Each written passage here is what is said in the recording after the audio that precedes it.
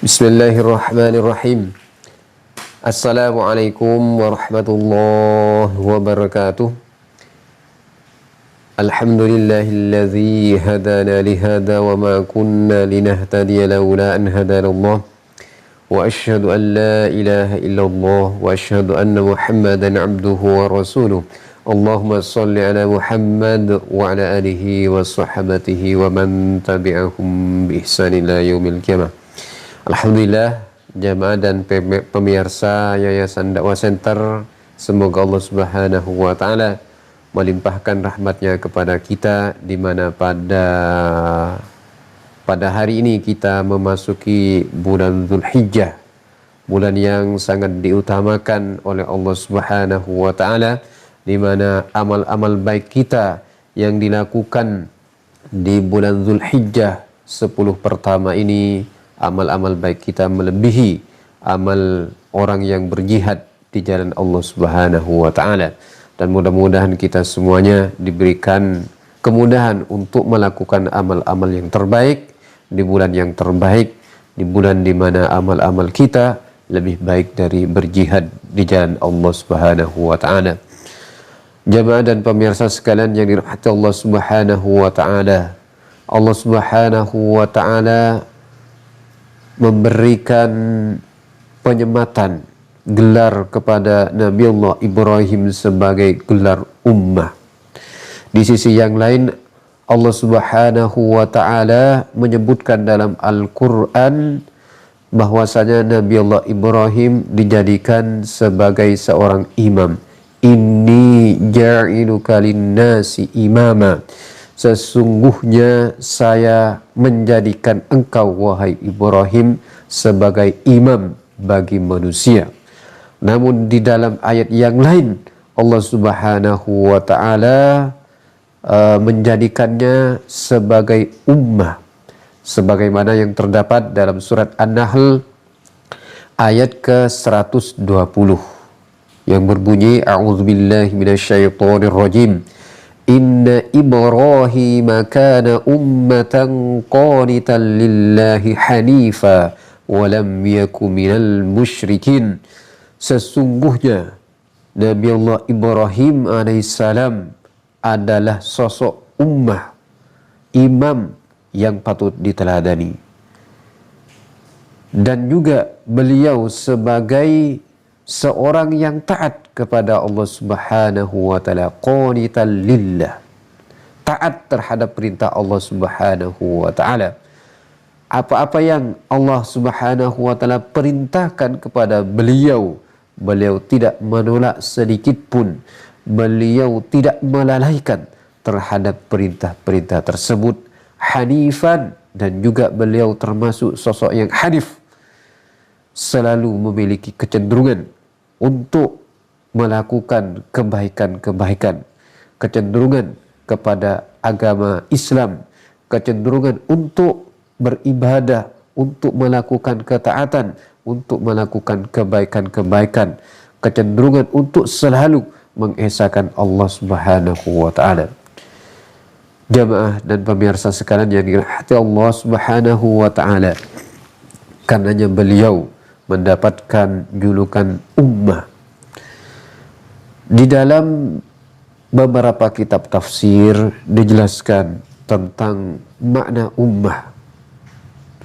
Di antaranya makna ummah sebagaimana yang dijelaskan oleh Ibnu Abbas radhiyallahu an, kenapa Nabiullah Ibrahim dikatakan sebagai ummah, disebut sebagai ummah.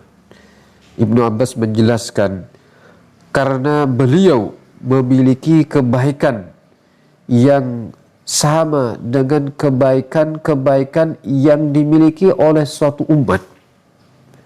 Ummah beliau Nabiullah Ibrahim memiliki kebaikan-kebaikan, memiliki kebajikan-kebajikan, di mana kebaikan tersebut sama dengan kebaikan-kebaikan yang dimiliki oleh suatu umat.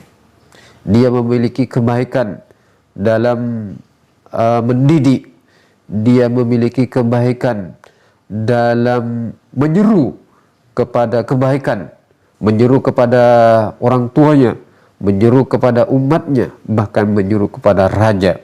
Sehingga kebaikan-kebaikan yang dimiliki oleh seorang sosok Nabi Allah Ibrahim sama dengan kebaikan-kebaikan yang dimiliki oleh suatu umat. Karena berbagai macam jenis kebaikan yang dimiliki oleh suatu umat, semuanya dimiliki oleh Nabi Allah Ibrahim alaihissalam. Hal ini memang merupakan suatu keniscayaan bahwasanya Nabi Allah Ibrahim alaihissalam memang sejak kecil beliau sudah beriman kepada Allah Subhanahu wa taala. Walaupun beliau Ibrahim alaihissalam diasuh oleh seorang bapak, oleh orang tua, di mana orang tuanya tidak beriman kepada Allah Subhanahu wa taala.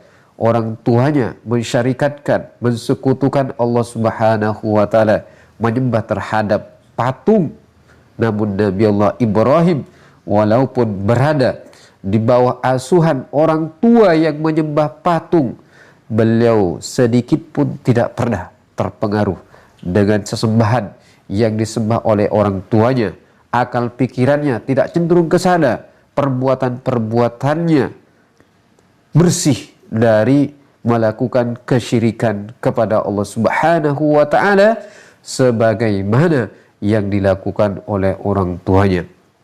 Masya Allah, jamaah sekalian dan pemirsa yang dirahmati Allah Subhanahu wa taala, beliau memiliki keyakinan yang bertolak belakang dengan orang tuanya, bertolak belakang dengan raja-raja waktu itu, dan bertolak belakang keyakinannya dengan kaumnya. Satu-satunya sosok yang dapat beriman kepada Allah Subhanahu wa taala, sehingga beliau dijuluki oleh Allah Subhanahu wa taala sebagai ummah. Kemudian di antaranya lagi ada yang berpendapat kenapa beliau mendapatkan penyebutan ummah sebagaimana yang terdapat dalam surat Ibrahim ayat 120. Di antara mufassir ada yang menjelaskan seperti Ibnu Mas'ud. Beliau menyatakan dia adalah seorang muallim. Kenapa dijuluki sebagai ummah? Karena dia sebagai muallim, sebagai seorang guru, sebagai sosok pengajar yang mana beliau memiliki kebaikan-kebaikan dalam mengajarkan entah itu mengajak kepada orang tuanya, mengajarkan orang tuanya, atau mengajarkan kepada kaumnya, atau juga mengajarkan kepada kerabatnya. Saya ulangi lagi. Kenapa beliau mendapatkan julukan ummah?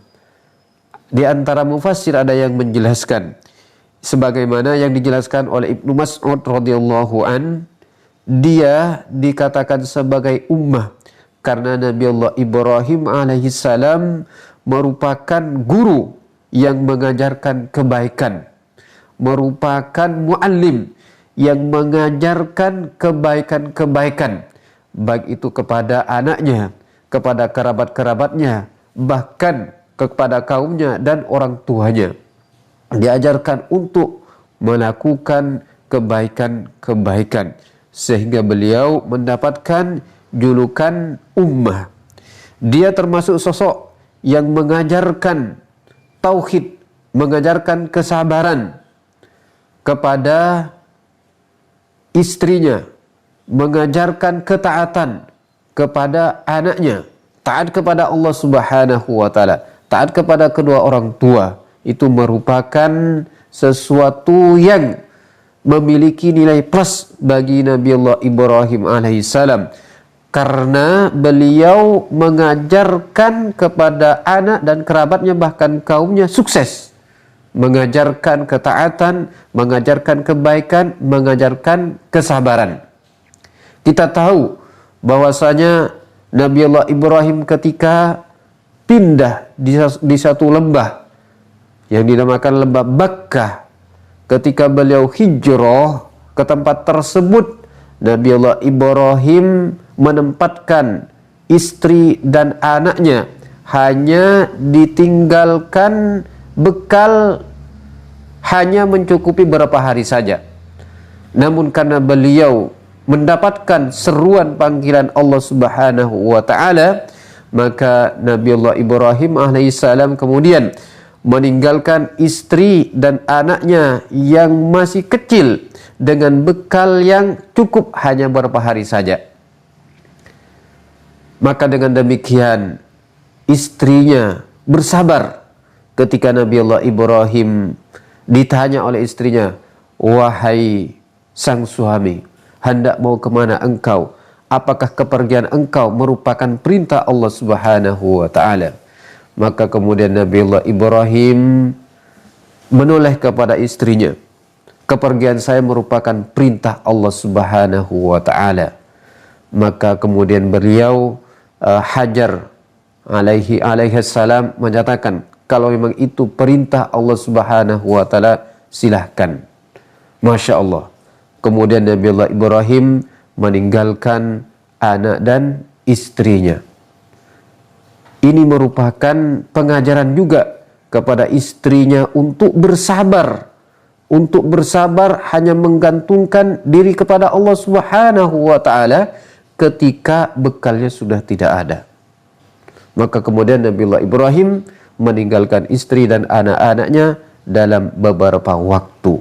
Masya Allah, luar biasa. Setelah ditinggal oleh Nabiullah Ibrahim alaihissalam, anak dan istrinya, anaknya yang masih kecil, istrinya yang baru melahirkan, maka kemudian ketika tidak ada bekal, istrinya mencari sendiri bekal, bolak-balik, naik turun antara bukit Safa dan Marwah.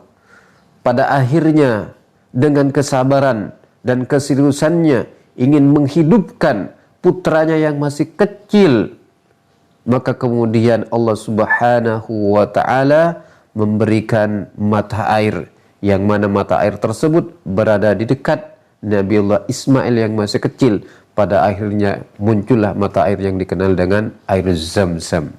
Inilah pengajaran Nabiullah Ibrahim kepada keluarganya, kepada anak dan istrinya. Jemaah sekalian yang dirahmati Allah Subhanahu wa ta'ala. Kemudian ada juga pendapat kenapa Nabiullah Ibrahim dijuluki sebagai ummah. Karena memang beliau termasuk orang yang beriman kepada Allah Subhanahu wa ta'ala sejak kecil. Sebagaimana hal ini dijelaskan oleh oleh Mujahid. Beliau termasuk muridnya Ibnu Abbas. Beliau menyatakan karena satu-satunya waktu itu yang hanya beriman kepada Allah Subhanahu wa ta'ala Nabiullah Ibrahim. Enggak ada yang lain.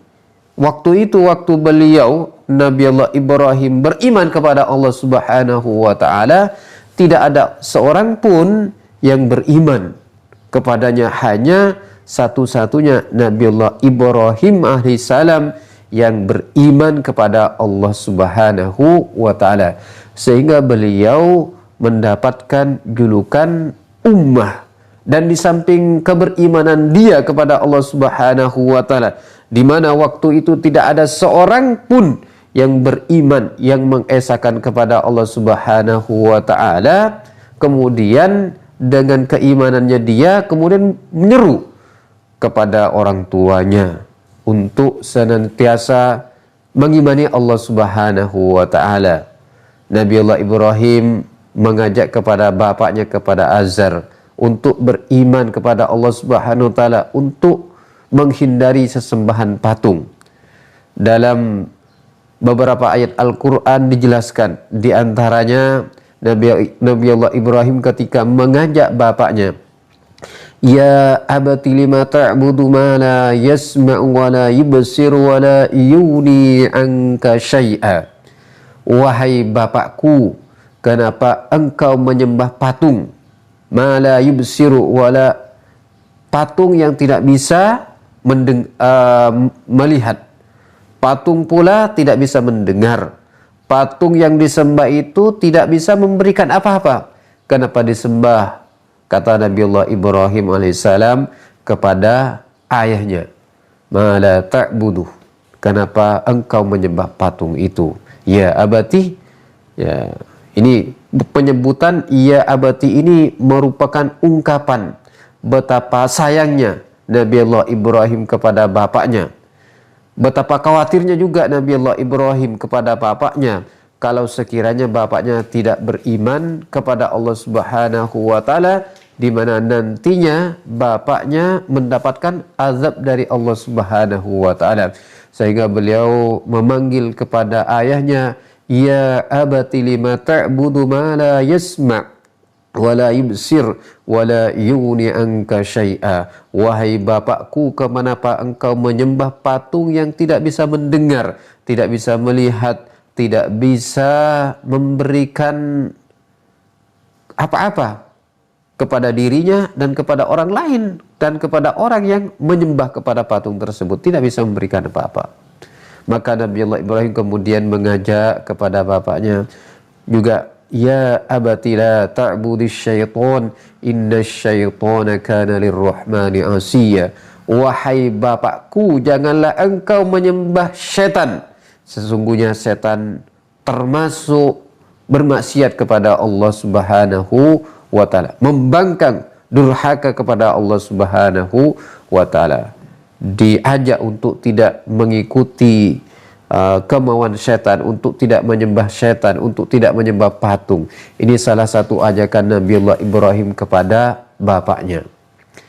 Ternyata Nabi Allah Ibrahim mendapatkan respon negatif dari bapaknya. Nabi Allah Ibrahim kemudian diancam, dan diantaranya lagi Nabi Allah Ibrahim divonis untuk tidak lagi bersama dengan orang tuanya. Nabi Allah Ibrahim dengan kesabarannya memilih untuk berpisah dengan orang tuanya, karena orang tuanya termasuk musyrik. Sementara Nabi Allah Ibrahim mengajak kepada orang tuanya yang musyrik agar selamat dari azab Allah Subhanahu wa ta'ala. Namun orang tuanya tidak meresponnya. Akhirnya berpisah antara orang tua dengan anaknya. Jamaah dan pemirsa sekalian yang dirahmati Allah Subhanahu wa ta'ala, kemudian yang perlu kita ketahui, kenapa beliau mendapatkan julukan ummah? Karena beliau termasuk sosok yang lolos menerima ujian demi ujian yang Allah Subhanahu wa ta'ala berikan kepadanya. Ujian yang kecil, ujian yang lebih besar, yang terbesar, bahkan yang lebih besar lagi. Ujian-ujian tersebut oleh Nabi Allah Ibrahim dilaksanakan dengan baik. Biasanya orang ketika mendapatkan musibah terkadang tidak sabar menghadapi ujian musibah tersebut. Namun Nabi Allah Ibrahim diberi beberapa ujian, cobaan oleh Allah Subhanahu wa ta'ala. Dia dapat menjalani ujian tersebut dengan baik. Dia lolos dari ujian demi ujian yang Allah Subhanahu wa ta'ala berikan kepadanya. Yang diantaranya beliau diuji oleh Allah Subhanahu wa ta'ala untuk meninggalkan istri dan anaknya di usia di mana anaknya masih berusia kecil, dan di lingkungan tersebut tidak ada pepohonan, tidak ada tumbuh-tumbuhan, tidak ada tanda-tanda kehidupan. Ini ujian kesabaran, ujian keimanan, juga ujian yang terberat ketika Nabi Allah Ibrahim alaihissalam diperintahkan lagi oleh Allah Subhanahu wa ta'ala untuk menyembelih anaknya. Ini ujian yang terberat yang diberikan kepada Nabi Allah Ibrahim, di mana beliau di usia muda sangat mengharapkan kehadiran seorang anak. Namun beliau diuji oleh Allah Subhanahu wa ta'ala, diberikan karunia anak ketika berumur sudah senja, berumur sudah tua. Ketika anak beliau hadir, lahir, dan kemudian sudah mulai mandiri, maka Allah Subhanahu wa ta'ala memerintahkan untuk menyembelih putranya, menyembelih Ismail. Nabi Allah Ibrahim menjalankan terhadap perintah Allah Subhanahu wa ta'ala yang sangat berat ini. Maka lantas Nabi Allah Ibrahim menyatakan kepada anaknya yang oleh Nabi Allah Ibrahim sudah dididik untuk bersabar, yang oleh Nabi Allah Ibrahim sudah dididik hanya beriman, percaya kepada Allah Subhanahu wa ta'ala. Maka pada akhirnya Nabi Allah Ibrahim menyatakan kepada putranya dengan ujian yang berat ini, Ya bunayya inni ara fil manami anni azbahuka fanzur madza tara. Qala ya abati if'al ma tu'mar satajiduni insyaallahu minas sabirin. Wahai anakku, kata Nabi Ibrahim, ya bunayya. Masya Allah, ini ungkapan kesayangan. Betapa sayangnya Nabi Allah Ibrahim. Memang di usia muda tidak mendapatkan keturunan, mendapatkan keturunan di usia tua. Ketika hadir sosok generasi ini, maka betapa sayangnya Nabi Allah Ibrahim kepada sosok generasi pengganti beliau, dan kemudian diperintahkan oleh Allah Subhanahu wa ta'ala untuk disembelih. Maka dengan rasa kasih sayangnya beliau mengungkapkan dengan ungkapan, Ya bunayya inni ara fil manam. Wahai anak kesayanganku, sesungguhnya setelah bermimpi, anni azbahuka fanzur madza taro. Sesungguhnya saya akan menyembelih engkau, bagaimana pendapat engkau? Kemudian oleh Nabi Allah Ibrahim diajak untuk mengungkapkan argumennya kepada putranya. Fanzur madza taro. Apa respon putranya, respon Ismail kepada bapaknya? Qal ya abatif al ma tu'mar. Wahai bapakku, silahkan lakukan apa yang Allah Subhanahu wa ta'ala perintahkan kepada engkau. Satajiduli insyaallah minas sabirin. Semoga engkau kelak mendapati dariku termasuk orang-orang yang sabar. Inilah ujian yang terakhir, ujian yang terberat yang diberikan oleh Allah Subhanahu wa ta'ala kepada Nabi Allah Ibrahim. Mempersilahkan Nabi Allah Ismail alaihissalam kepada bapaknya untuk melaksanakan perintah Allah Subhanahu wa ta'ala. Nabi Allah Ibrahim menyerahkan, Nabi Allah Ismail menyerahkan untuk disembelih oleh bapaknya karena merupakan perintah Allah Subhanahu wa ta'ala. Dan kedua-duanya melaksanakan perintah yang berat ini. Melaksanakan perintah yang berat ini. Maka kemudian ketika sudah pasrah keduanya, Nabi Allah Ismail sudah dibaringkan, pisau sudah siap untuk memotong leher Nabi Allah Ismail. Bahkan Nabi Allah Ismail menyatakan, tutuplah wajahku biar tidak merasa kasihan nanti ketika menggerakkan pisau. Enggak jadi nanti mau memotongnya. Maka diminta ditutup wajahnya Nabi Allah Ismail kepada bapaknya.